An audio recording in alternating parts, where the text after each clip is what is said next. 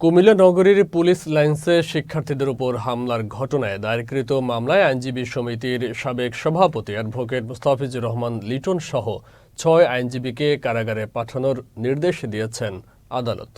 সোমবার দুপুরে কুমিল্লার সিনিয়র জেলা ও দায়রা জজ মোহাম্মদ মাহবুবুর রহমান শুনানি শেষে মামলার ৬ আসামির জামিন নামঞ্জুর করে কারাগারে পাঠানোর নির্দেশ দেন।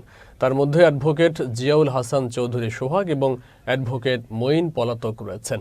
মুস্তাফিজুর রহমান লিটন ছাড়াও ৩ আগস্টের মামলায় কারাগারে পাঠানো হয়েছে আইনজীবী সমিতির সাবেক সাধারণ সম্পাদক জাহাঙ্গীর আলম ভূঁইয়া, সাবেক APP AMM Mohin, advocate Jahur Hasan Chowdhury Sohag, advocate Saiful Islam Bhuiyan ও অ্যাডভোকেট জাকির হোসেন। বিষয়টি নিশ্চিত করেছেন কুমিল্লা আদালতের public prosecutor advocate Kaimul Haque Rinku.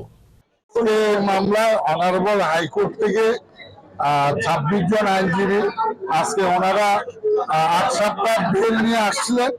আজকে বেলের মেয়াদ শেষ।